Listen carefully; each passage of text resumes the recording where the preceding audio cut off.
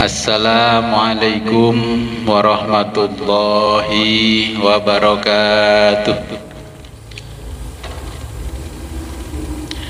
Bismillahirrahmanirrahim. Alhamdulillahi rabbil alamin. Wassalatu wassalamu ala asyrafil anbiya'i wal mursalin Sayyidina wa maulana Muhammadin wa ala alihi wa sahbihi ajma'in. Amma ba'du, la hawla wa la quwwata illa billahil aliyil azim. Alhamdulillah, pada malam hari ini kita diberikan kenikmatan yang sangat luar biasa oleh Allah sehingga bisa kembali ngaji kitab Ihya Ulumuddin. Sebelum kita mulai pengajian ini, marilah kita berkirim Fatihah terlebih dulu kepada junjungan kita baginda Nabi besar Muhammad sallallahu alaihi wasallam, kepada muallif kitab Ihya Ulumuddin, juga kepada kedua orang tua kita. Semoga dengan berwasilah ini kita diberikan kemudahan oleh Allah dalam mempelajari kitab Ihya Ulumuddin. Ila hadratin Nabil Mustafa Rasulullah Muhammadin sallallahu alaihi wasallam wa ala alihi wa azwaji wa auladi wa dzurriyyatihi wa ahli baitihi wa jami' ashabil kiram. Syai'ulillahi lahumul Fatihah. A'udzu billahi minasyaitonir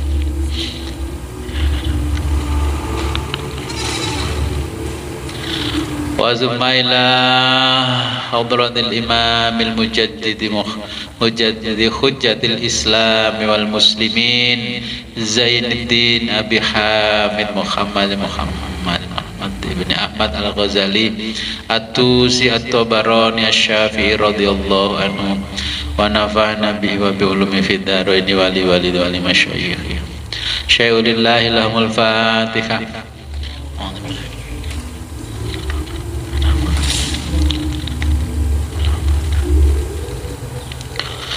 Wa summa ila arwahi abaina wa ummahatina wa jaddatina wa usulina wa furu'ina wa lal hadirina fi majlisina hadha.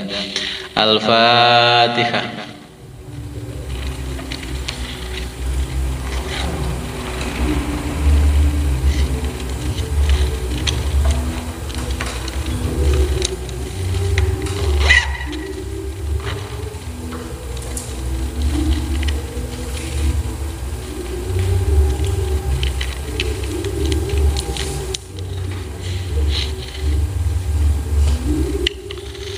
Halaman pinten niki? Oh 59 nggih. Wa ma huwa mula bisun nggih.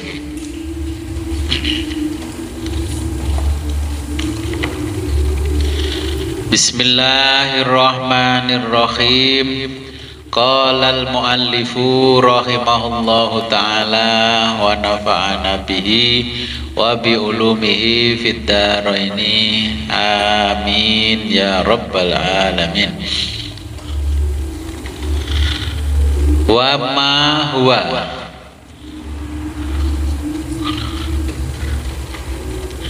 wa ma dan sesuatu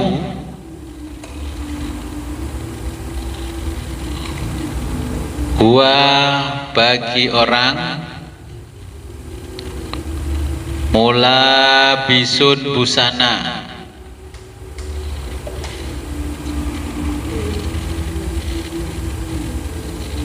pun panggih Pak Lulu.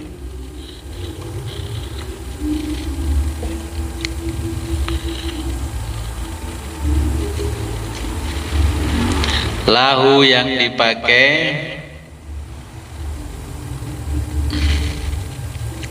yajibu wajib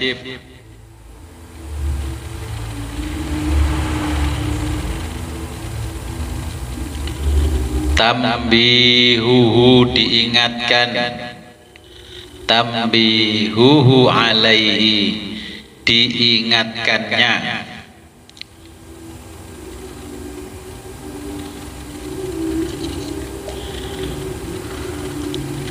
kama sebagaimana lau seandainya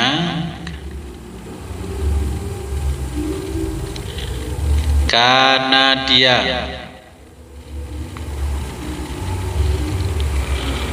indal islami ketika masuk Islam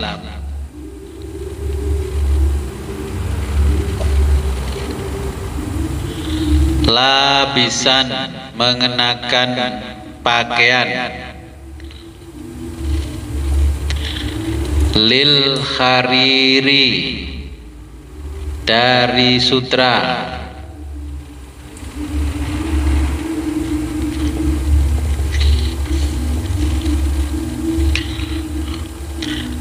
atau jalisan duduk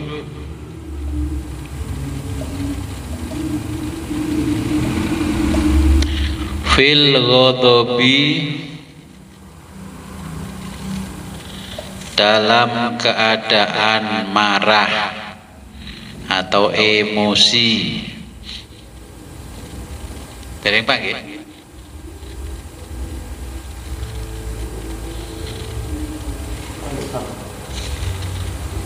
Kirang kedik babe bapak niki. Bayanil ilmi ladzi huwa fardhu kifayah.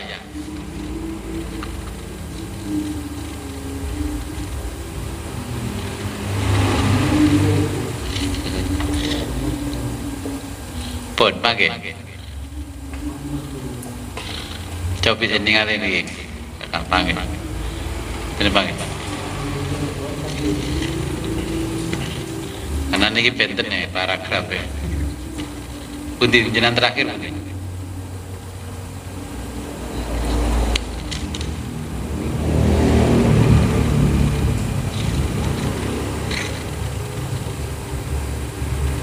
Niki.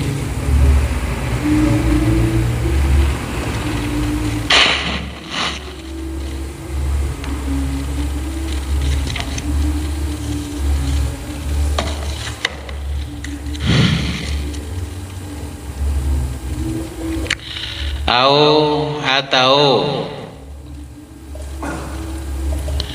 nadhiron melihat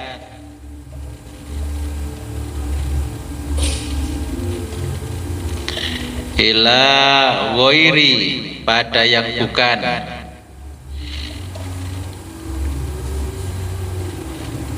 mahromin mahrom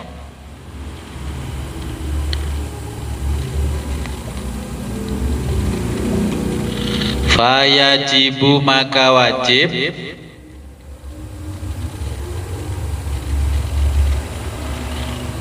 ta'rifuhu diberitahu kepadanya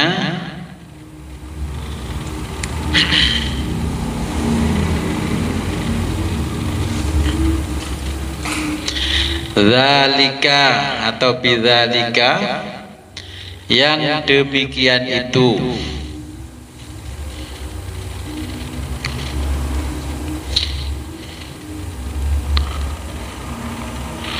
wama dan apa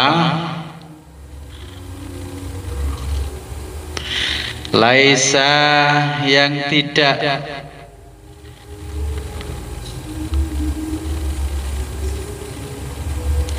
mula bisan melekat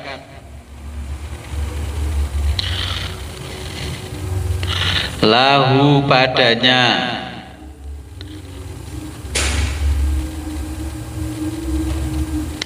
walakinnahu tetapi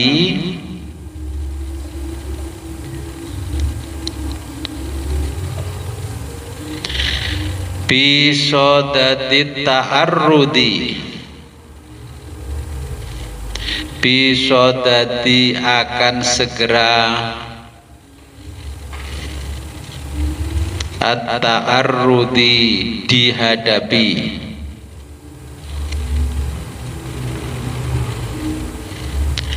lahu olehnya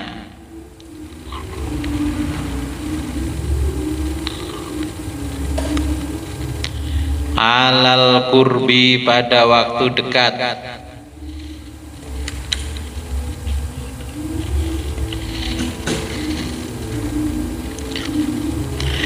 kal akli seperti makan,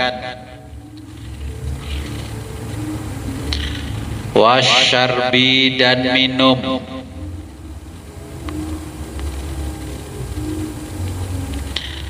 fayajibu maka wajib,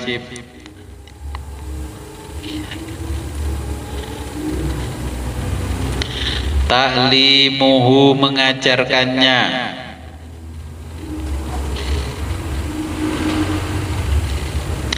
hatta sehingga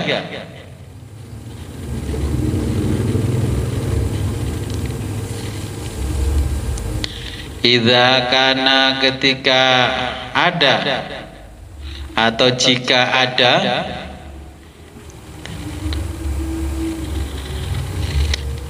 fi baladin dalam satu negara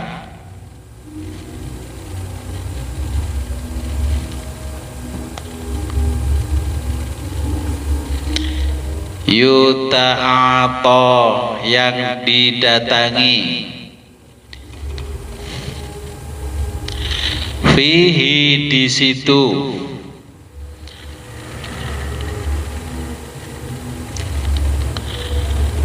syarbul khomri minum khomer,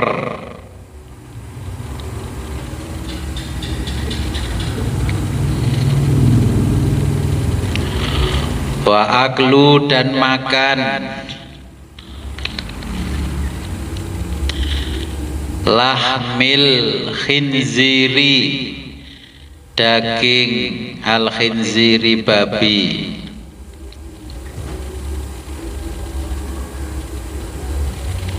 fayajibu maka wajib,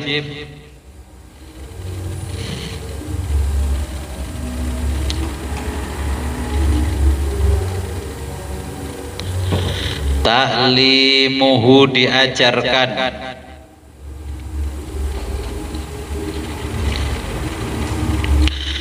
zalika yang demikian itu,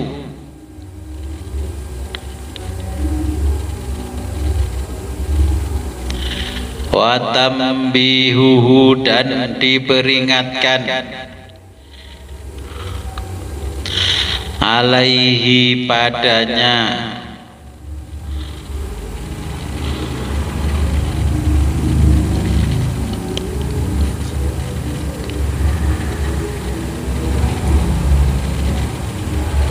wama dan pada tanpa, wajib yang wajib,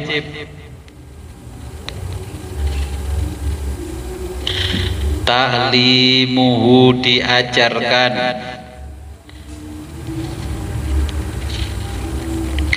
wajib maka wajib,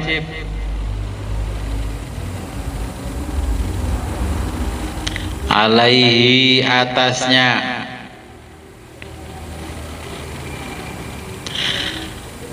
ta'allumuhu mempelajarinya.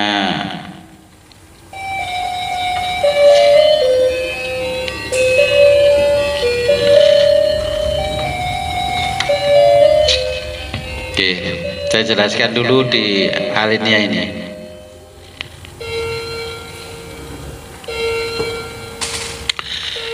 Imam Ghazali menjelaskan kepada kita kalau ada orang yang baru masuk Islam, mu'alaf, nah kita wajib menjelaskan larangan-larangan yang ada di dalam agama Islam. Contohnya memakai baju dari sutra, memakai kalung terbuat dari emas bagi laki-laki.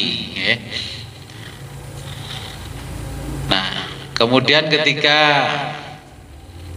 pergi ke satu tempat yang mayoritas penduduknya tidak sama dengan kita, Oke, kita harus dikasih tahu, oh di sana makanan itu seperti ini. Kalau makanan yang ini haram, makanannya haram. Kalau di kita ini kan gampang. Nah, ketika kita pergi ke Bali, saya kan sering ke Bali. Ketika melihat orang yang tur ke Bali, baik anak sekolah apa sekolah, kayaknya ya nggak perhatian kalau di sana kan mayoritas agamanya Hindu. Ya saya kalau di Bali makan ya paling tidak olahan ikan seperti ikan laut atau ikan-ikan yang air tawar, karena nggak butuh disembelih. Bagaimana nyembelihnya? Katakanlah kita makan ayam betutu kalau di sana. Ya, walaupun yang nyembelih ya siapa yang nyembelih. Nah, tapi orang kalau sudah datang ke sana ya semua makan, pokoknya ini semua dimakan. Terus yang masak siapa? Itu kan juga perlu pelajaran itu.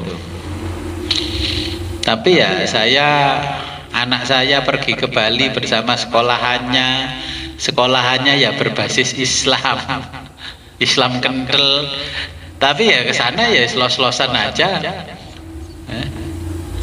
Nah, ini yang perlu jadi perhatian. Imam Ghazali memikirkan sampai sejauh itu.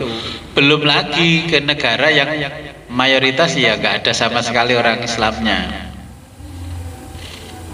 Saya pernah tur ke Eropa bersama teman-teman bla bla bla. Terus teman itu tanya, "Saman mang go jahe gak Mas?" "Ngapain bawa jahe?" "Saya bawa jahe ini, jahe instan." "Buat apa?" "Loh ke sana kan pas musim dingin." Teman saya yang satunya ngomong, "Saya nggak bawa jahe instan, saya nanti mau beli minuman di sana aja untuk menghangatkan tubuh." Ya saya bilang saya nggak bawa jahe, saya sudah tahu bagaimana kondisi menghadapi cuaca dingin di sana. Nah terus makan-makan ya sama, otomatis saya cuma makan makanan yang sederhana lah, walaupun kecampuran yang haram nggak banyak-banyak. Kalau sudah di olahan restoran apa yang tidak haram? Terus saya ingat guru saya dulu ya masih di Jawa Barat itu, kalau sudah begitu ya kita kembali membaca kitab fikih I'anatul Thalibin, wis pokoke eling Gusti Allah maca bismillahirrahmanirrahim. Jangankan di luar negeri yang seperti itu, kita seperti di kota besar Surabaya, Jakarta, Bandung, kita ya patut waspada, karena kita juga tahu di pasar itu ayam yang nyembelih nggak ada yang pegang, ya satu orang lehernya ditekuk terus kasih cutter apa ya putus. Ternyata ya di sekitar sini juga nyembelihnya seperti itu, terus masukkan ke tong yang isinya air panas itu, diambil dibubuti, terus diolah ininya, dibeteti dan sebagainya. Nah itu di kita saja sudah sembrono, apalagi yang bukan agamanya Islam. Minum khamr. Ya kalau di negara seperti di Eropa ya khamrnya ya semua toko buka, waktu itu kayak minuman kita Sprite kalau di Indonesia. Nah tetapi kita bicara agama Islam ya, apa yang menjadi larangan-larangan agama itu, kalau ada teman, tetangga, saudara yang orang lain yang baru mengenal Islam, baru mu'alaf, yaitu harus kita jelaskan. Contohnya, oh kalau kamu masuk Islam, nanti toilet di rumahmu WC-nya dihadapkan ke arah yang tidak membelakangi atau menghadap ke kiblat. Kalau Islam itu yang lebih afdol ya, kalau buang air kecil sambil jongkok, bukan sambil berdiri. Nah, tapi di masjid itu ada yang masjid besar kok berdiri, Gus. Ya, itu kan kita kalau di hadis yang lebih utama kan jongkok. Kalau yang di Masjid Agung itu kan kita nggak setiap hari di sana. Kita kan waktu-waktu tertentu, ya waktu-waktu tertentu ya bisa dimaklumi. Tapi kalau saya pribadi tetap milih yang jongkok. Di rest area saya cari yang bisa jongkok. Karena apa? Kalau kencing tidak jongkok, banyak orang kena penyakit apa? Prostat, gara-gara kencingnya tidak jongkok, ambil berdiri. Terus dikasih tahu hal-hal yang kecil. Kalau Islam minumnya caranya begini, satu tegukan itu sekali minum. Satu tegukan sekali minum, makannya begini. Lah itu yang hal-hal yang kecil itu harus dijelaskan karena itu unsur terpenting dari agama Islam juga. Sekarang sudah nggak boleh makan daging anjing, babi, nggak boleh. Sekarang ini perhiasan yang kamu pakai harus dilepas, ya. Jadi baju dari sutra nggak boleh. Nah, tapi sekarang yang dilarang-larang Nabi dilakukan oleh orang sekarang walaupun agamanya Islam. Nanti nggak boleh kamu pangur.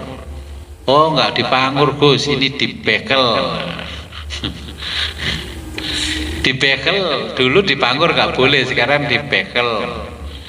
Nah, tujuannya estetika untuk keindahan gigi. Ya akhirnya ya monggo. Kalau kita belajar filsafat kan akhirnya ada kebenaran agama, kebenaran budaya, kebenaran ilmu. Ya nanti itu kita jelaskan bagaimana menghadapi situasi yang seperti itu. Oke. Dan kita nggak punya hak untuk melarang orang lain.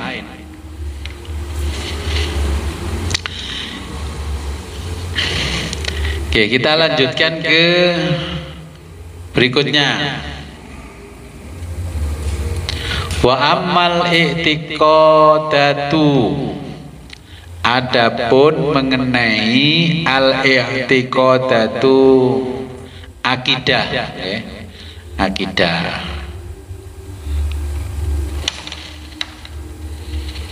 Wa a'malul qulubi, dan perbuatan al-qulubi hati.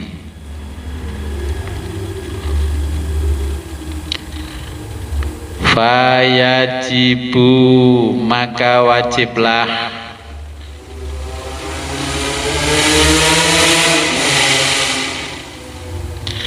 ilmuha, mengetahui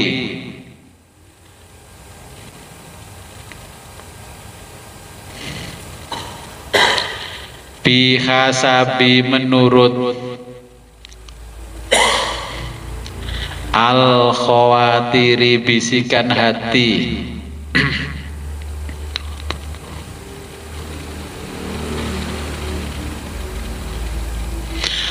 Fa'in, jika khotoro, timbul pengertian,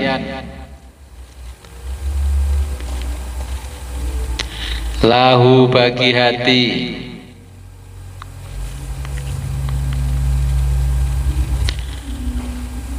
syakun, keraguan,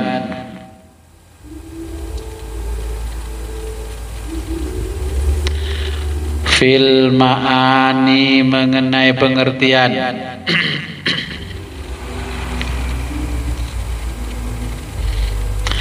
allati, yang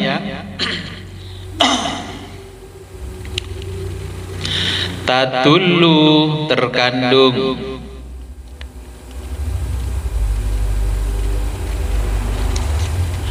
alaiha, pada kalimata, dua kalimat, kalimata syahadati, dua kalimat syahadat.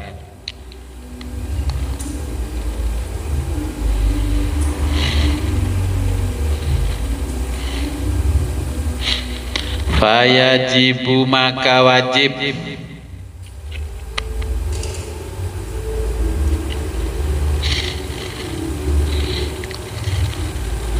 alaihi, baginya ta'allumuhu mempelajari,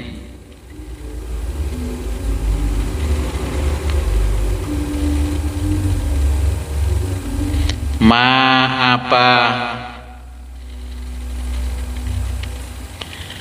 ya tawassolu yang dapat menyampaikan, ya tawassolu bihi yang dapat menyampaikan,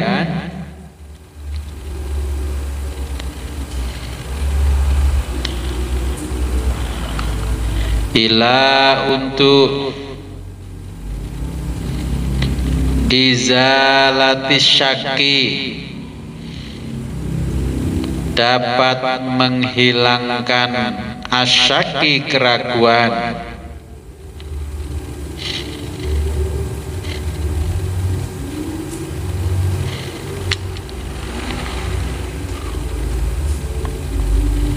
fa ilam jika tidak,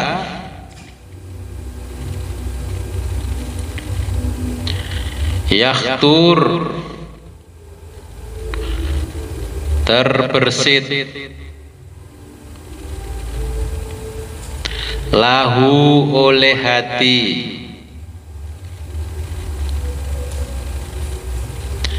zalika yang demikian itu,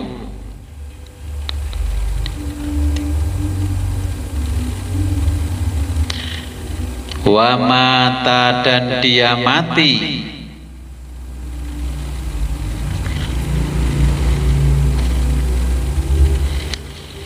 qabla sebelum,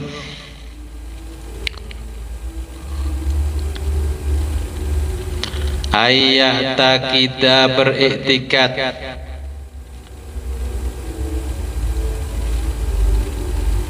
anna bahwa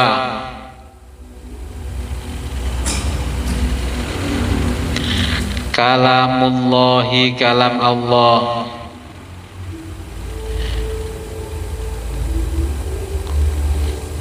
subhanahu maha suci Allah,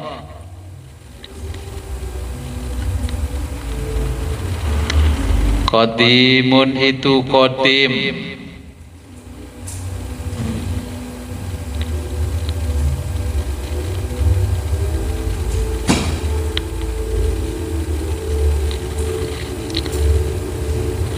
wa annahu dan dia Allah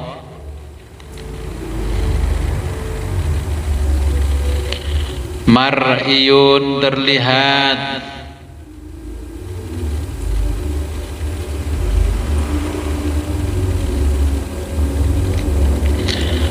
wa annahu dan dia Allah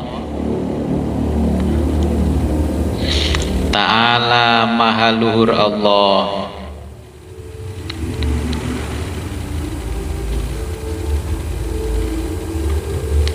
laisa tiada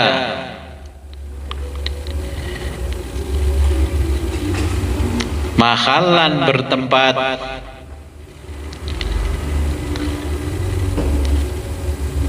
lil khawadisi bagi perkara yang baru. Jadi tadi qadim, ini baru.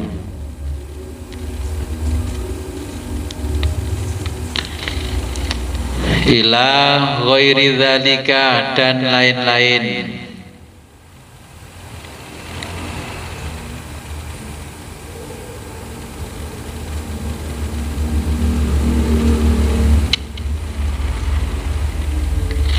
Mimma sebagaimana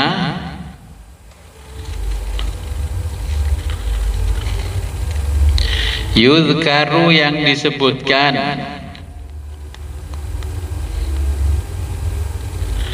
fil mu'taqadati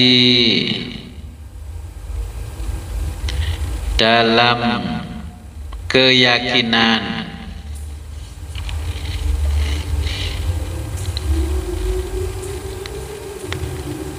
faqad mata maka telah mati,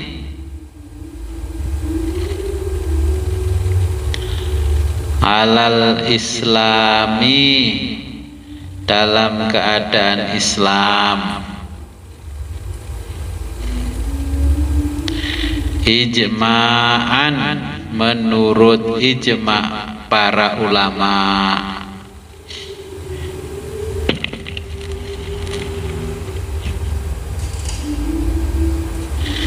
Pada alinea ini Imam Ghazali menjelaskan tentang i'tiqad.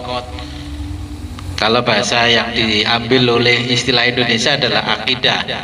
Ini tentang akidah dan perbuatan hati. Nah, akidah dan perbuatan hati ini selalu beriringan sebenarnya.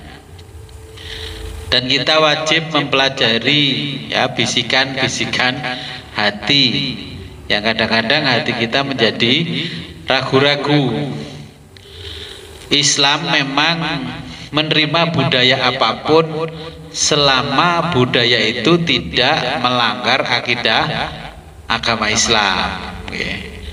Budaya-budaya apapun masih ditoleransi oleh Islam, ya, dengan catatan selama tidak melanggar akidah agama Islam.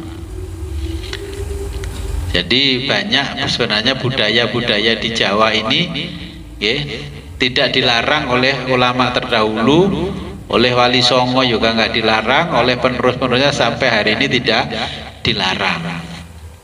Tetapi makin hari ya, budaya yang ditoleransi oleh ulama-ulama terdahulu banyak sekali yang disalahgunakan. Ya, banyak sekali yang disalahgunakan. Contohnya begini, kalau kita bicara akidah paling gampang, saya sering mendengar orang kalau ngaji ke tempatnya Gus, ayo ikut ngaji mencari berkah. Kira-kira betul gak kalau ngaji mencari berkah? Jangan ngaji nih mencari berkah. Ya kalau ngaji itu mencari ilmu. Kalau ingin cari berkah ya sana baca manakib, baca tiba, baca barzanji, baca burdah dan sebagainya. Itu namanya mencari berkah. Nah, akhirnya kan iktikadnya orang ketika berangkat ke majelis taklim salah. Wes cari kita ikut ngaji Gus Fit biar dapat keberkahan nggak bisa. Jadi ngaji itu mencari ilmu. Kalau kita mau cari berkah ya kalau saya ngadakan tibaan, manakiban, ya mengadakan perjanjian, kemudian mengadakan yang lain-lain, ya itu yang bersifat faidul barokat, ya itulah namanya mencari keberkahan.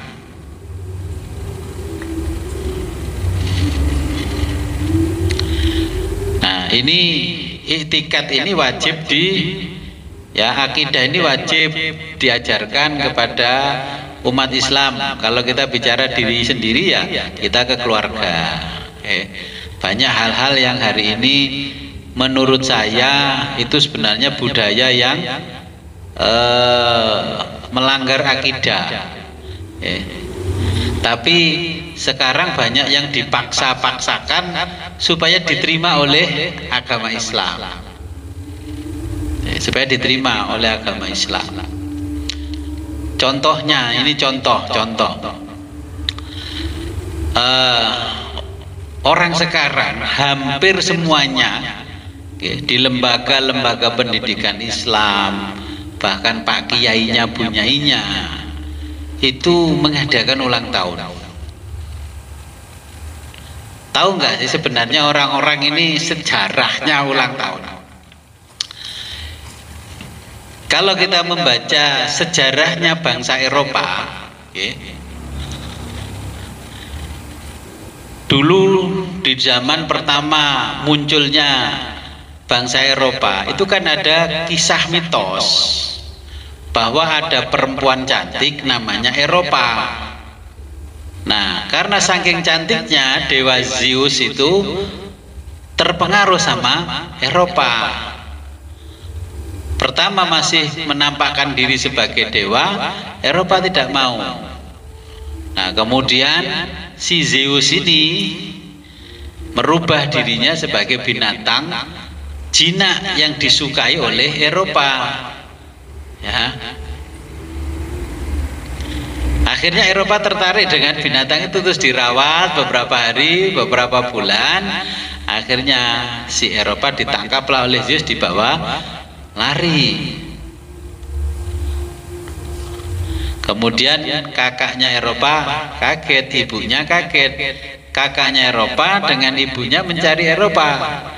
Sepanjang jalan di hutan tidak ketemu.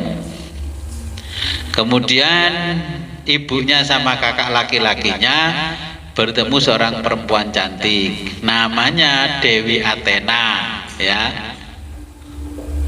Nah, Dewi Athena mengatakan, kalau kamu ingin mencari adikmu namanya Eropa dalam keadaan selamat, maka ikutilah apa yang aku perintahkan. Buatlah sesajian, ya, dalam bentuk roti, kemudian ambillah minum dari telaga suci yang ada di sana, ya, nanti bawa ke sini. Nah, kamu bikin selamatan pada hari kelahiran adikmu. Dan di atas makanan itu kasihlah lilin atau api. Nah, nanti api itu, tiuplah api itu. Ketika api ditiup itu keluar yang namanya asap. Asapnya lari kemana? Ikuti dia, karena nanti itu arahnya ke tempat persembunyiannya Dewa Zeus yang membawa adikmu. Okay. Akhirnya itu dilakukan oleh kakaknya sama ibunya. Tapi sebelum sempat melakukan ritual itu, ibunya meninggal duluan. Akhirnya kakaknya melakukan itu, ditemani oleh binatang kesayangannya, lembu sama domba. Nah, akhirnya mengikuti yang namanya asapnya itu, sehingga ketemulah perempuan cantik namanya Eropa. Jadi ulang tahun itu di Eropa sendiri ya berasal dari kisah mitologinya bangsa Eropa. Karena bangsa Eropa dulu nenek moyangnya juga dari surga. Nah, tapi di Jawa kan sama, nenek moyang kita kan Sang Batara, Sang Dewi, Sang ini ya, kisah-kisah kan mirip-mirip aja, mirip sebenarnya, kisah-kisahnya mirip. Akhirnya benua yang luas itu dinamakan benua Eropa. Nah, padahal itu mitologinya orang Eropa, dan orang Eropa sendiri tidak melakukan. Kenapa kita melakukan? Terus kondisi itu dikemas-kemas supaya diterima. Tidak mengatakan ulang tahun, tapi ambal warso, miladiah, gitu. Terus tidak nyanyi-nyanyi happy birthday to you, tapi sholawatan, manakipan. Itu kan dipaksakan, padahal kisahnya kan seperti itu. Apa bedanya? Seperti sampaikan Imam Ghazali, makan minum khamr, tapi dipaksakan itu setara dengan Sprite, setara dengan Coca-Cola. Ya tetap aja yang khamr ya khamr. Ini bukan khamr Gus, ini tua. Oh, bukan tua, badek. Lihat sekarang apa yang tidak ada. Nah, itikot ini perlu diajarkan sejak dini kepada anak cucu.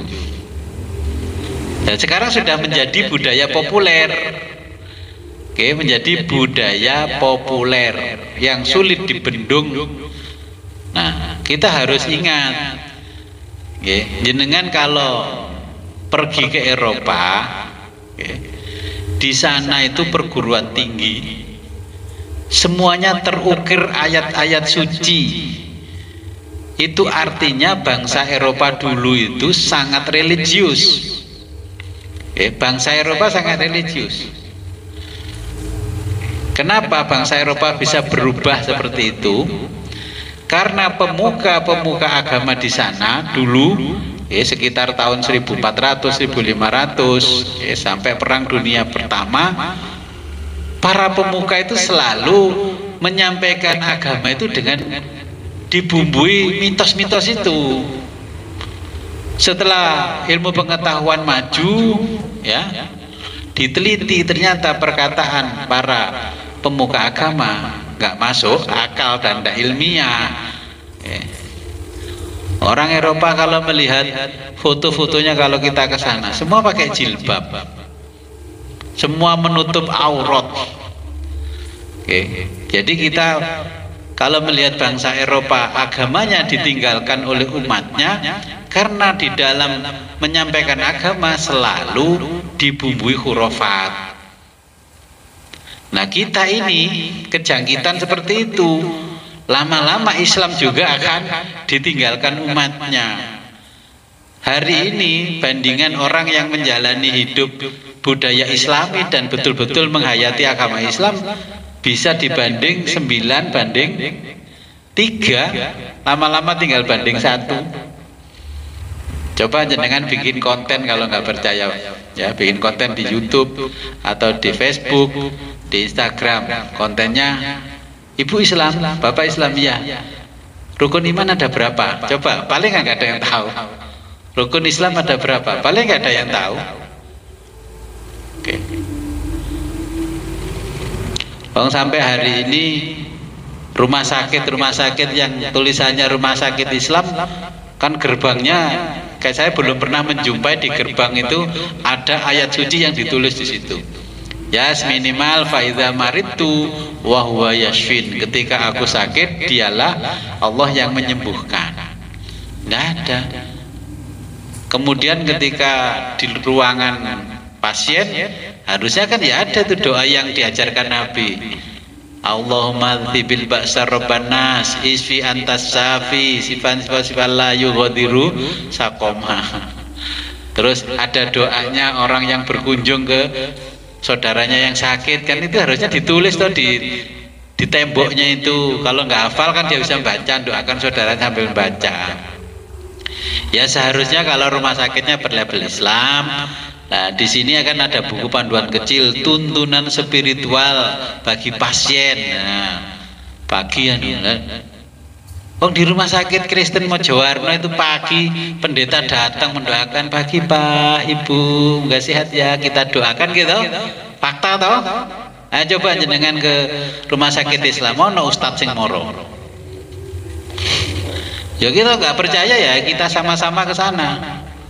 Bapak mertua saya sakit di sana pagi-pagi pendeta 2, suster 1 mendoakan. Anak saya masih kecil itu ngomong, Mbah Kung, ayo pulang, nanti Mbah Kung mati musyrik loh. Langsung banyak takut ngajak pulang. Loh, itu fakta.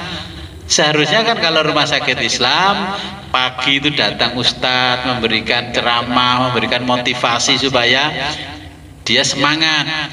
Kalau pasiennya perempuan ya ustadzah lah yang datang. Baca Qur'annya yang fasyih, ini fasyih. Harusnya setiap kamar pasien itu ada kayak speaker saya ginilah kecil-kecil. Pagi diputer ayat Quran, lantunan Quran. Blas gak ono. Malah orangnya kan takut iki sawepi mampring, jangan-jangan ini suwajai malaikat maut datang. Ya kan? Loh, ini fakta. Makanya Imam Ghazali jauh-jauh hari mengingatkan pada kita. Akhirnya itu kan merubah amalan-amalan hati. Gitu. Ya kecuali kalau rumah sakitnya umum lah, rumah sakit umum. Nyatanya rumah sakit yang Kristen itu semuanya begitu. Tapi kenapa yang rumah sakit kita kok nggak gitu? Rumah sakit NU wes Muhammadiyah. Ya kita mengkritisi diri sendiri, yang punya kita nggak ada. Ya mudah-mudahan nanti ke depan itu ada seperti itu. Rumah sakit haji baru ada begitu tuh ya baru-baru ini. Tidaklah saya ketemu, katanya itu teman di pondok dulu jadi ustadznya.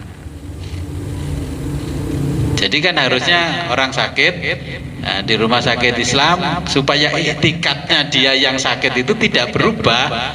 Terus kalau ada sakit yang parah, ada ustadz yang mengunjungi, Mbah istighfar ya Mbah, dituntun, diindikan. Ya kata Imam Ghazali sampai mati pun tetap Islam, walaupun sebelum sakit ya nggak pernah sholat, nggak pernah macam-macam, ya nggak pernah puasa, nggak pernah bayar zakat. Yang penting akhiru kalamihi la ilaha illallah husnul khotimah. Dari kecil anaknya kiai, anaknya bunyai jadi ustadz, pada waktu sakit di rumah sakit yang tidak menjaga etikat, ya pada waktu mati sakaratul maut nggak ada yang membimbing. Nah, ya kadang-kadang ya mirislah kita ini, jumlahnya mayoritas tapi kualitasnya minoritas. Orang lebih sekarang ini loh, orang Islam sendiri lebih percaya kepada orang lain. Kita bandingkan aja rumah sakitnya NU, ini rumah sakitnya Kristen. Ya mesti rumah sakit. Saya di Kediri kota, RSI sama Baptis rame mana? Ya rame Baptis. Begitu datang disambut dengan baik, sopan.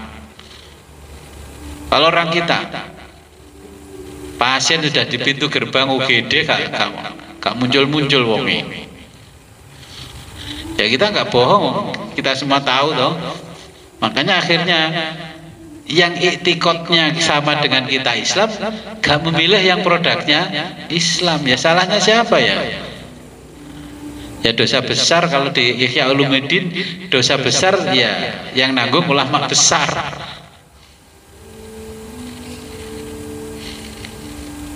Ya, jadi ini amalan-amalan hati, ya. Sampai apa namanya, bahwa kalamullah itu sifatnya qadim, ya. Makanya jangan sampai ketika kita bicara etikat, ya akidah kita melenceng, gitu loh. Orang akhirnya kan ragu.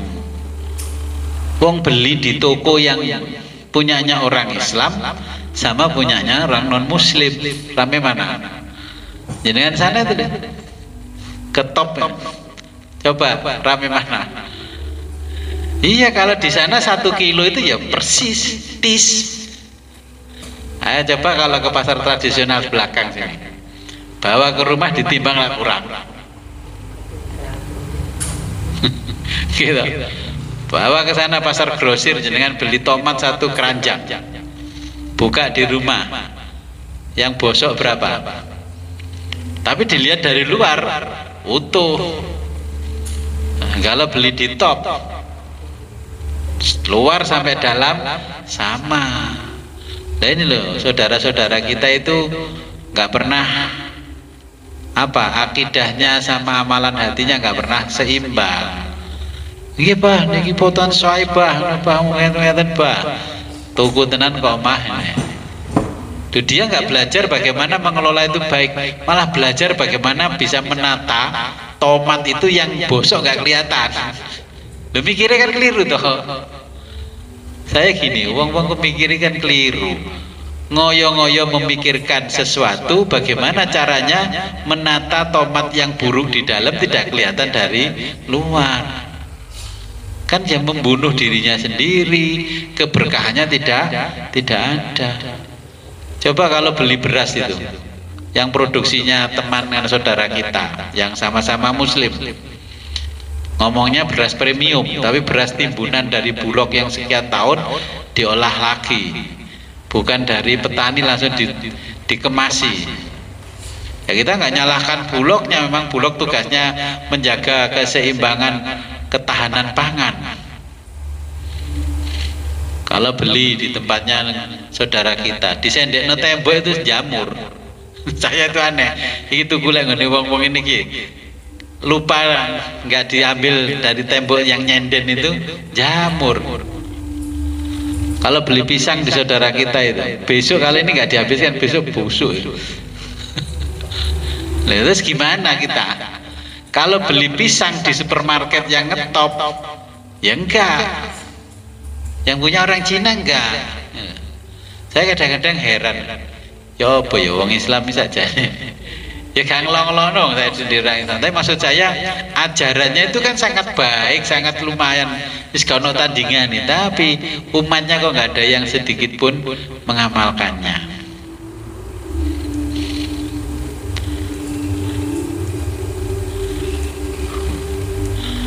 Nah, Gus, yang penting kan matinya husnul khotimah.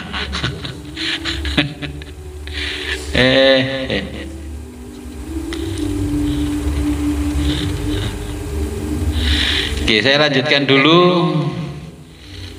Walakin tetapi ya, hadhil khawatiru ya, bisikan-bisikan ini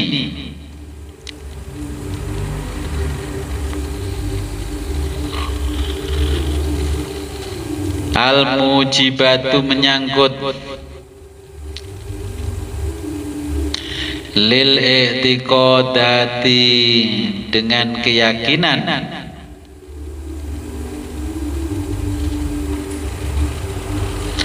ba'duha sebagian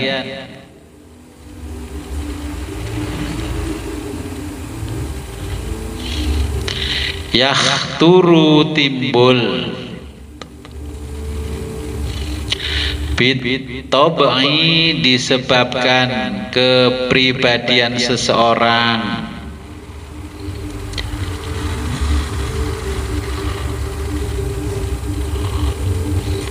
wa ba'duha dan sebagian lagi yahturu disebabkan bisamahi tradisi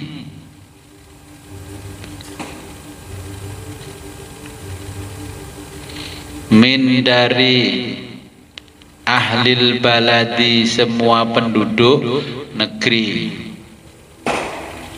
Oke, jadi maksudnya begini, kalau kita ini orang jelek ya, karakter manusianya jelek, kalau aturannya jelas, tegas, yang jelek pun dipaksa jadi baik.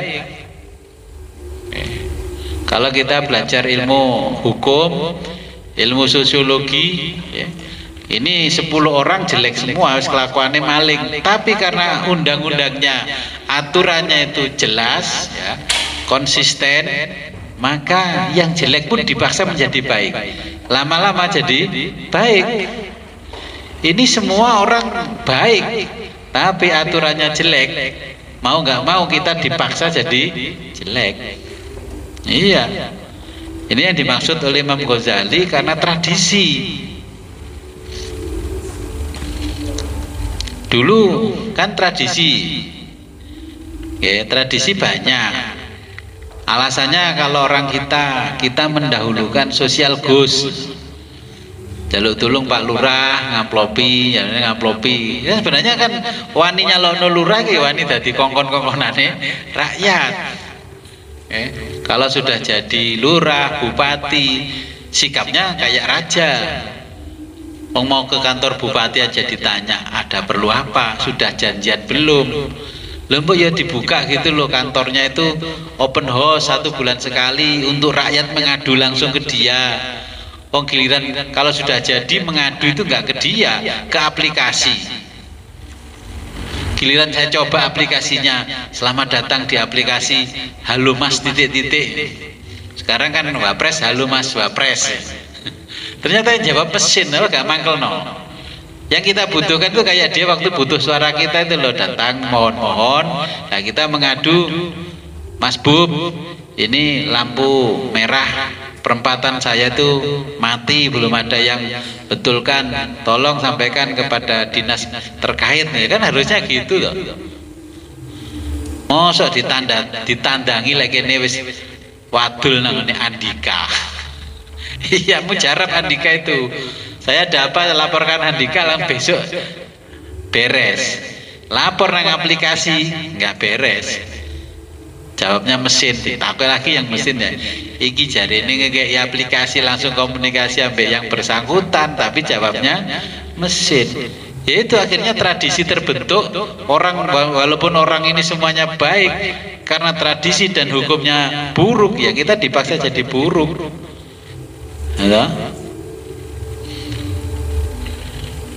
Ya karena keburukan yang seharusnya lunga kaji mu 30 yuta dadi 80 yuta.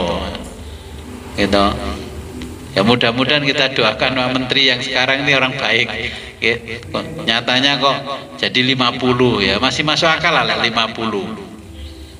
81 gaji reguler opo. Memang tiket pesawat ke Arab berapa? Oleh budal dewe tanpa mereka ya kita berangkat sendiri ya setiap tahun. Saya nyoba umroh tanpa lewat travel ya 15 juta habisnya. Kalau nggak percaya dengan berangkat sendiri tanpa melalui travel, tapi syaratnya kan kendelungo luar negeri. Oh di sana toleh nggak ngerti. Lah bayari wong nuntun awake dhewe ini loh yang mahal. Jadi ini semua terjadi kata Imam Ghazali sebab tradisi buruk membentuk kita jadi buruk. Perbuatan-perbuatan seperti ini kalau di dalam ilmu Islam tidak akhlaki, tidak bermoral.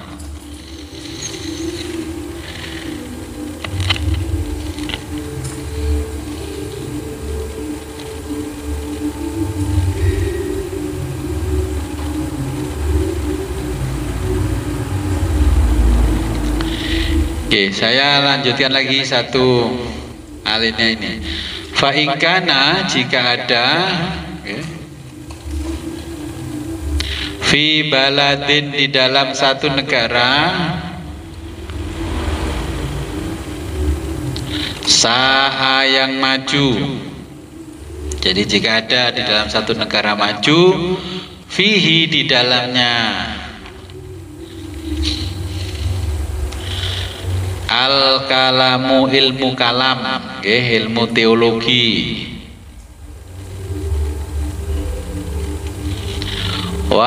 watana toko dan ilmu mantik atau ilmu logika.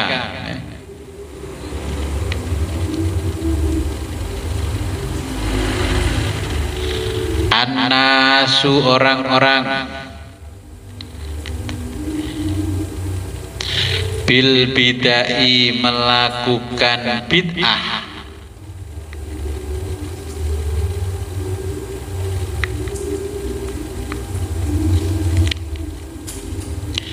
fayam bagi seyogyanya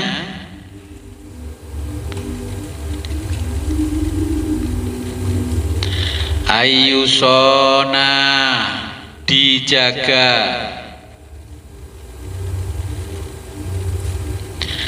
fi awali permulaan bulughihi masa dewasa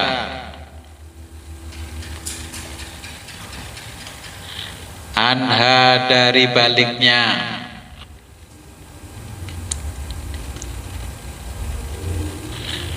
bitalqini dengan ditalqin atau mengajarkan bitalqinil haqqi dengan mengajarkan yang benar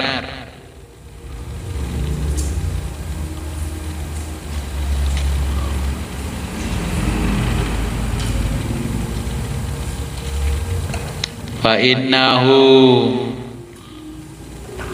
maka bahwa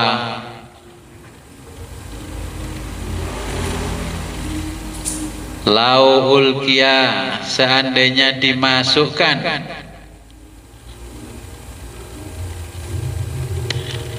ilaihi pada hatinya apa al-batilu kebatilan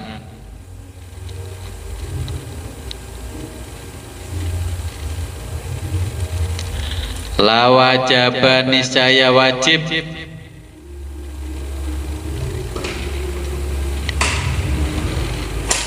izalatuhu dihilangkan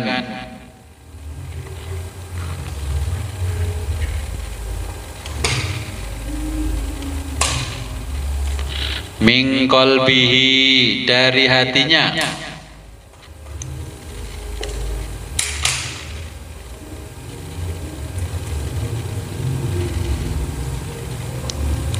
warubama, mungkin, asuro, sukar atau sulit, zalika, yang demikian itu, kama, sebagaimana,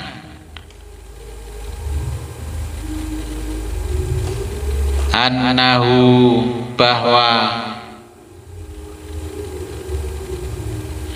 laukana, jika ada,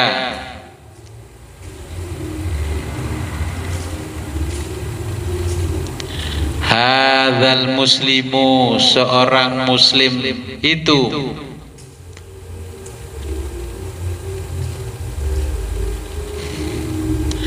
tajiron, berprofesi pedagang,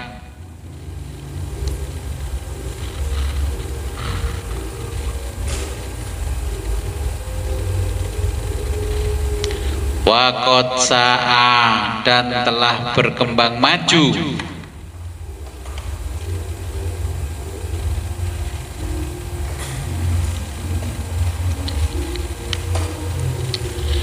fil baladi, di dalam negara itu,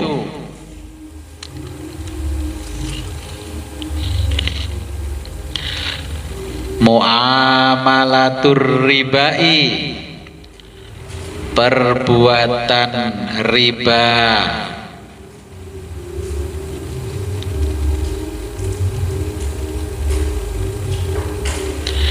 wajib, wajib, alaihi, baginya, ta'allumu, mempelajari,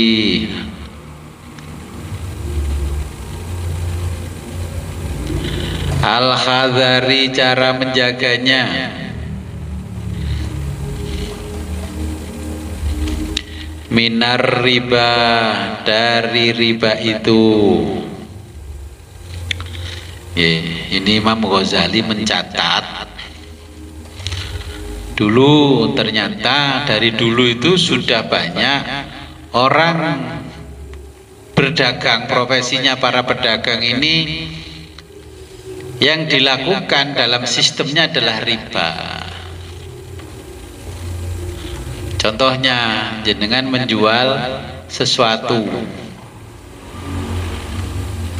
perabot rumah tangga 100.000, kemudian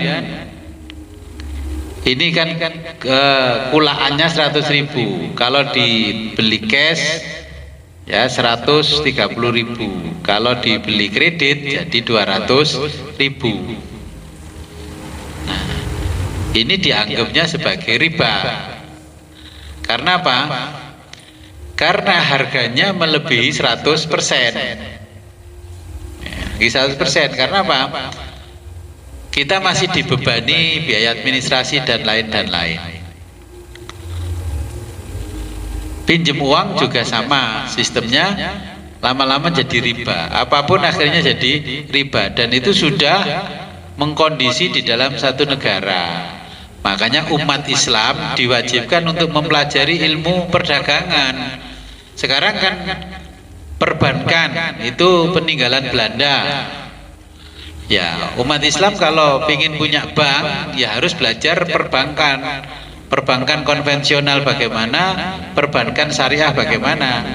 Ya seharusnya perguruan tinggi yang berbasis Islam itu membuka fakultas ya bisnis dan syariah Islam. Ya, alhamdulillah sekarang sudah banyak dibuka seperti itu, biar mempelajari keribaannya dari bisnis itu di mananya. Jadi memang banyak praktek yang sebenarnya itu riba.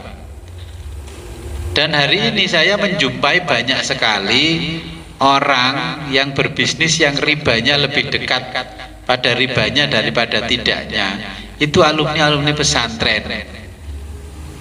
Dan pesantren yang salaf, dulu pesantren salaf kan terkenal santrinya solihah. Sekarang bisnisnya begitu semua.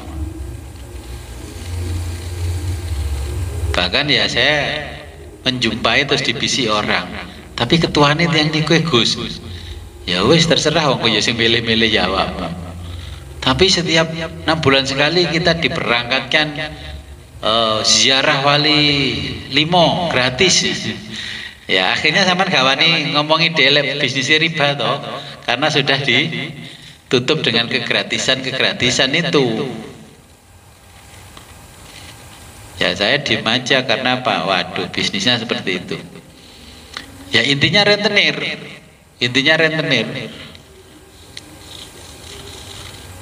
Apa rentenir? Nah, rentenir hari ini itu kan punya payung hukum.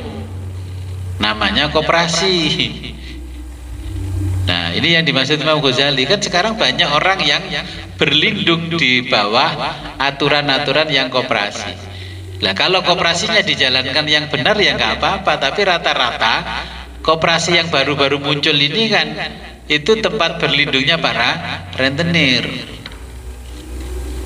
Coba jenengan itu kan ada istilahnya sampai BCA, BCA itu saya pikir dulu Bank Sentral Asia. Saya bersama teman itu duduk, sinten niku? Oh niku pegawai BCA. BCA itu kenapa kok ngono? BCA kan gak ngono.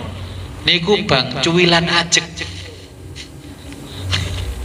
Hari ini pinjam, terus dipotong, besok siang sudah didatangi. Nah, terus satu usaha belum sempat muter sudah diminta. Tapi labelnya itu bukunya koperasi.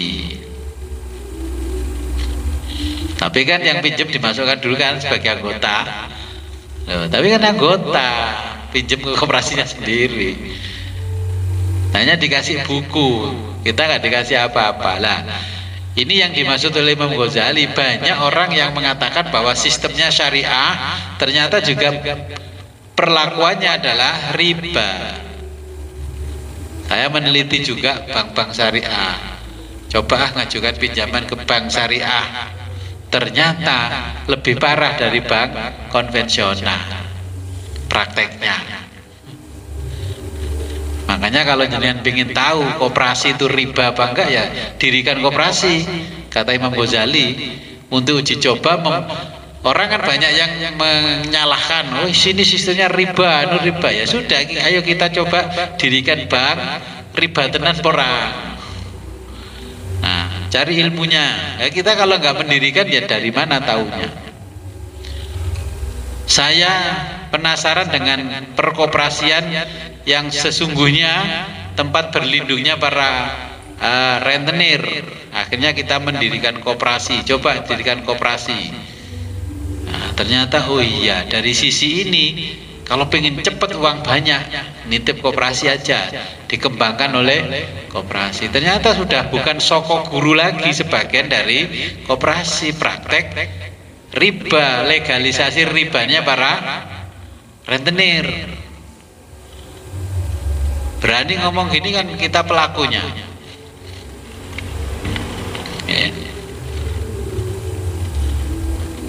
Jadi tapi tidak semua koperasi seperti itu. Yang betul-betul koperasi yang menjalankan prinsipnya sesuai dengan aturan koperasi. Tapi juga banyak yang tidak menjalankan prinsip, hanya sebagai payung hukum para rentenir. Maka ini yang disampaikan oleh Imam Ghazali. Semakin maju ya semakin riba juga caranya lebih maju. Contohnya sekarang jenengan pinjam uang lo nggak perlu ketemu banknya. Dari HP aja langsung klik, gitu, pinjaman online, sekian menit selesai acaranya, aplikasi diisi selesai, transfer ke rekening. Saya nyoba beli alat elektronik, kredit aja di aplikasi, saya tungguin di tokonya nggak sampai setengah jam, Sudah Pak, di ACC Pak, bawa barangnya sampai lunas ya nggak ketemu siapa sing ngutangi Mang.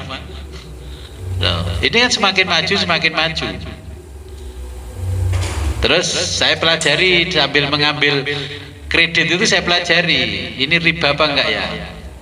Saya beli barang elektronik gitu. Pak, ini Bapak cuman uang muka 200.000, nilai barang yang Bapak beli 5 juta. Ini saya hitung seret. Oh, masih wajar. Kita memanfaatkan harta orang lain, ya, kita memberikan jasa pada orang lain masih wajar. Oh, berarti kalau beli dengan cara ini masih tidak melanggar hukum-hukumnya Allah, apalagi melanggar akidahnya agama. Tapi kalau saya beli di Pak Lulu, gak dicatat ya Pak Lulu, pancet bayar harian sulas gung, selingkuh gung lunas. Ya itu malah haram. Terus habis itu Pak Lulu dihujat orang, terus ngomong, Gus, saya dihujat orang, katanya bisnis saya haram Gus. Nah gimana, jelaskan bisnisnya jenengan. Saya nggak bisa menjawab itu kalau nggak dijelaskan. Ya gue ngerti Gus, tapi kan nggak jujur, kadang orang tuh nggak jujur.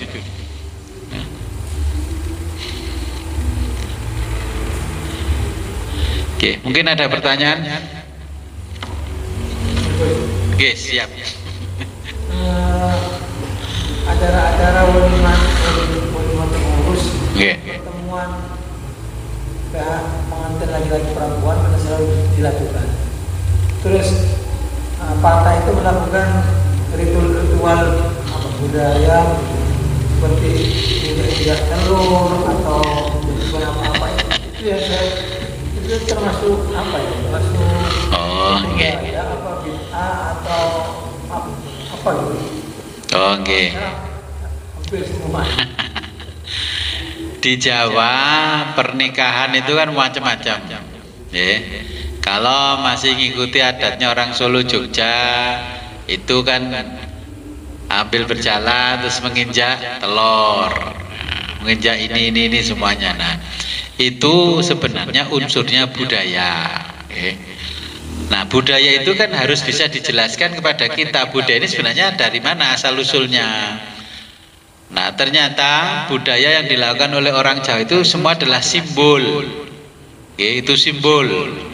Nah, setelah kita pelajari dari ilmu ya tentang kebenaran, apa itu benar, ternyata itu hanya budaya dan itu simbol yang dilakukan oleh orang Jawa, bahwa menginjak telur supaya segera telurnya pecah telur artinya segera punya anak, punya keturunan. Terus turun dari turun tanah itu supaya melaku. Itu adalah simbol bahwa anak sudah mulai dilepas, bisa berjalan sendiri dan sebagainya. Jadi semua itu simbol-simbol yang kalau kita kaitkan kepada akidah tidak melarang, tidak membuat akidah kita rusak, berarti itu boleh dilakukan. Contohnya, nah sekarang budaya populer merubah ini semuanya. Walimatul urus sudah nggak ada. Sekarang anak-anak yang nikahan bukan walimatul urus, the wedding, gitu. Terus kalau kita diundang itu ada fotonya, itu the wedding. Budaya populer ini yang disebabkan karena industri, kemajuan industri, menyebabkan budaya masyarakat juga berubah. Kemudian sebelum nikah, sebelum apa, itu kan sudah pergi berdua, itu foto-foto di hutan, foto-foto di mana, itu namanya foto pre-wedding, foto sebelum acara pernikahan. Nah, budaya yang dilarang itu yang pre-weddingnya, bukan nginjek telur.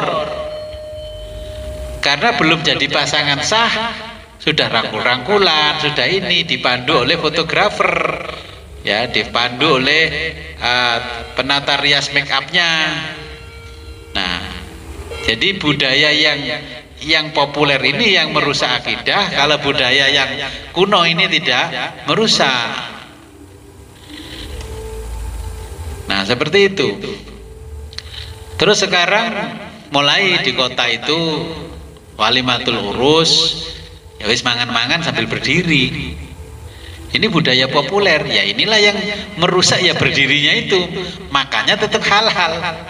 Yang menyebabkan acara kita jadi haram karena tidak menempatkan undangan makan dengan duduk sambil berdiri. Kemudian ketika nikah-nikahan ya sudah, di situ ada manten, kita tinggal datang menyaksikan manten.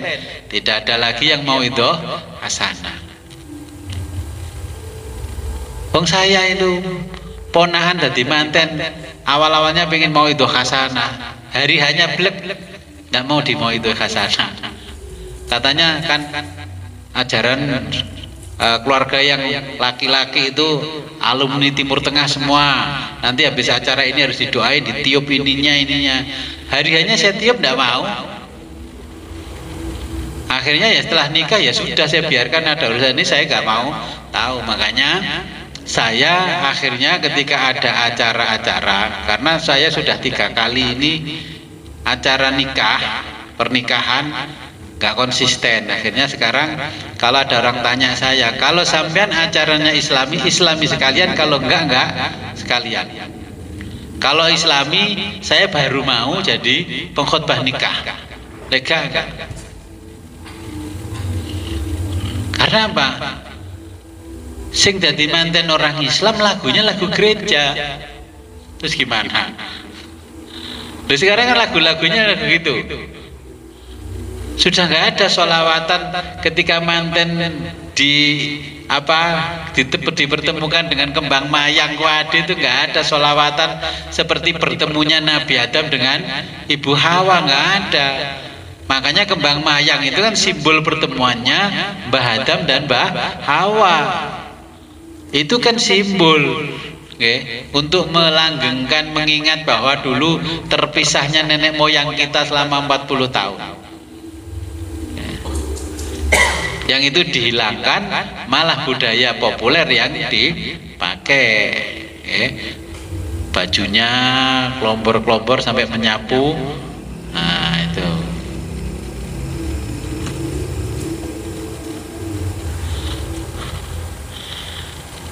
Kayak khutbah nikah saja itu sudah dianggap ketinggalan zaman. Padahal Kanjeng Nabi menikahkan Sayyidina Ali dengan putrinya Fatimah itu dinasihati dulu, kan di khutbah nikah dulu. Sebenarnya ya khutbah nikah aja cukup, daripada mau itu hasanah ngalor ngidul. Mending khutbah nikah, habis itu resepsi, makan-makan, ya sudah selesai. Sekarang sudah budaya populer, merubah semuanya. Itu kalau di ilmu sosial namanya sinkretisme. Sinkretisme itu memadukan budaya dengan agama yang sebenarnya bertolak belakang, tapi dipaksakan harus bisa klop. Harus bisa klop. Itu namanya sinkretisme. Banyak sebenarnya di kita, banyak diklop-klopkan, itu banyak. Mulai khitanan, mulai nikahkan anaknya, diklop-klopkan kalau sekarang. Yang seharusnya itu bukan bersumber dari ajaran agama Islam. Contohnya, ketika ada hajatan manten, khitanan, apa nggak banyak orang bawa minuman dikrat, itu minuman keras. Wah ini kan cuma seumur hidup ya, kalau ada hajatan gitu Gus. Terus gimana? Iya. Dulu umat Islam kalau ada hajatan mantenan, ya musik-musiknya itu yang berbau Islami, religi, sholawat. Sekarang kalah dengan budaya populer, digeser dengan elektron, koplo, nyanyiannya yang gitu-gitu. Ya sudah, mau gimana lagi? Ya itulah seperti ceritanya bangsa Eropa, akhirnya agama Kristen ditinggalkan oleh orang Eropa karena pemuka-pemuka agama membiarkan hal-hal yang bersifat sinkretisme tadi, budaya yang seharusnya bertentangan dengan agama tetap ditoleransi dan kisah-kisah khurafatnya tetap digunakan. Nah, jadi kurang lebihnya ya seperti itu. Seperti itulah Gus. Kalau pernikahan memanggil penghulu ke rumahnya atau datang ke kantor KUA, terus tahuannya bagaimana kami sendiri apa masalah saya gitu.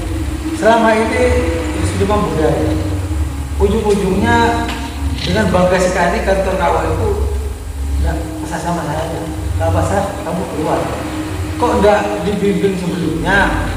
Namanya wali yang berhak mengawinkan hanya terima hanya beberapa kalimat saja kok. Sekarang budayanya itu kalau pasal. Ya, pertanyaan saya, nikahkan berapa kali? Nggih. 3 kali. Pergi ke KUA sendiri apa nitip Mbah Mudin Mbah Wo? Berkasnya. Yang pertama yang terakhir terus ke Nggih. Dibawakan lembaran itu enggak? Yang ada tuh bimbingan untuk menikahkan anak. Ya di sana di kantor mall hanya dibaca. Itu di kami sedia kok pasrah penghulu. Nah, jadi sebenarnya saya juga sudah 3 kali menikahkan. Ya, saya datang ke KUA, Pak, ini ada kertas, ini isinya kalimat menikahkan. Bapak hafalkan. Kalau bahasa Arabnya yang atas, bahasanya yang bawah. Nah, kebanyakan ini sama orang-orang nggak di bawah. Nah, kalau saya kan sudah hafal. Ya sudah, nanti saya nikahkan sendiri. Ini terus. Nah, kan makanya ada istilah rafa. Rofa itu kan menaikkan berkas, ya. Sebelum berkas dinaikkan itu kan dinasihati dulu kedua mempelai sebagaimana yang diatur di dalam fikih Islam, mengikuti ajarannya Quran sama hadis, ya, pada rafa. Nah, tapi pada waktu rafa ya nitip bahwa terno arek rafa bahwa akhirnya wali itu nggak tahu posisinya dia sebagai wali bagaimana. Akhirnya ya petugasnya berkewajiban BCI pasrah wakil wali ten kula napa dinikahkan kiambak. Ya mayoritas orang tua itu tidak bisa menikahkan anaknya. Akhirnya pasrah Mbah Wali, paling tidak pasrah kiai. Petugas KUA kan memang hanya tugasnya mencatat. Tugas dari negara mencatat, tidak menikahkan sebenarnya. Tapi kalau ada hal yang dibutuhkan dia bisa mewakili. Makanya terus walinya itu kan diajak salaman, Pak Naib, Pak Penghulu, saya pasrah wakil wali dumateng panjenengan nikahaken putri kula ingkang asma bla bla bla bla kalih tiyang jaler ingkang asma bla bla bla niki mas kawin niki dibayar tunai. Pak Naib Penghulu menjawab, saya terima pasrah wakil wali panjenengan, bakal saya nikahkan putri panjenengan nama ini dengan laki-laki ini dengan mas kawin ini, ya syah, sudah baru dia nikah. Nah, sebenarnya teknis-teknis itu akhirnya terbiasa di KUA karena wong Jawa senengane pasrah. Oke. Nanti kalau nikahkan lagi ya harus tanya kertas lembaran ini dari Gus Fit iku. Kono iku. Jadi sebenarnya di berkas lembaran di map itu ada. Jadi ada. Kadang-kadang orang ini, contoh kalau di KUA surat nikah itu kan di depan itu ada halaman kosong. Itu apa kira-kira? Jangan punya surat nikah sekian lama. Orang mesti nggak perhatian karena di Jawa ini tidak dibutuhkan. Tapi sebenarnya ini aturan di fikih.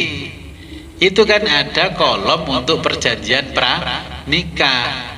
Tapi apa pernah kita di Jawa melakukan itu? Karena apa? Pernikahan tujuannya baik. Selapo sing ngono-ngonoan, berarti kan sing ngono kuwi duwe bintik-bintik tidak baik.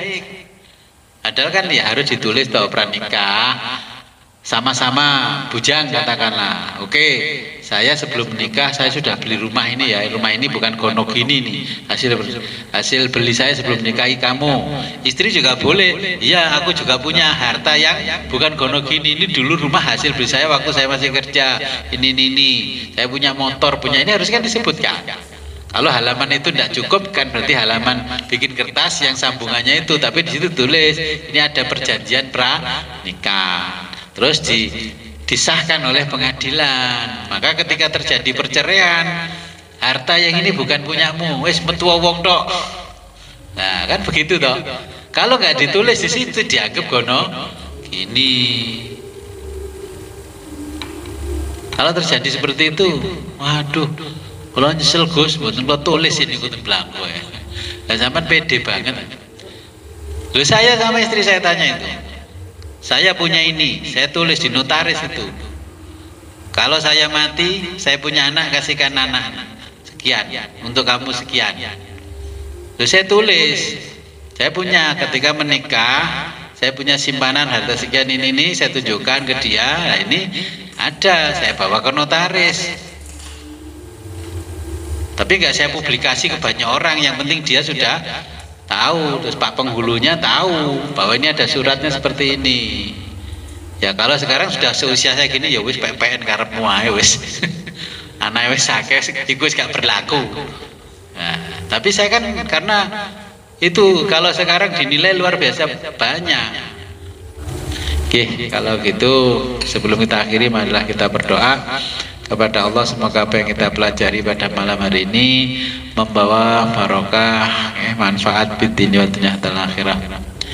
A'udzu billahi minasyaitonir rajim. Bismillahirrahmanirrahim. Allahumma sholli ala sayyidina Muhammadin sholatan yatma'innu biha qalbi qalbana wa yanfa'u biha ulumana wa taqdi biha khawaijana wa tarfa biha darajatana wa tahdi biha qaumana wa tukhlisu biha qalbana wa tulhimuna biha uluman laduni wa tukrimuna biha bis-sa'adati wal karamati ma'a dzurriyyatina wa tughsiru biha amwalana wa ashabana wa talamidana wa atba'ana wa adhyafana wa tarzuqana Allahumma tamama ni'mati wa tamama rahmatik wa tamama ridwanik wa sholli wa sallim wa barik alaihi wa ala alihi wa sahbihi adada ma khalaqta wa razaqta wa amata wa ahyata ila yaumil tuhsyaru fil khalaiq ajmain walhamdulillahi rabbil alamin. Al-Fatihah. A'udzu billahi minasyaitonir rajim. Shiratal ladzina an'amta 'alaihim. Amin. Akhirul kalam, ihdinas siratal mustaqim, wabillahi taufiq wal hidayah, wa ridha wal inayah. Wassalamualaikum warahmatullahi wabarakatuh.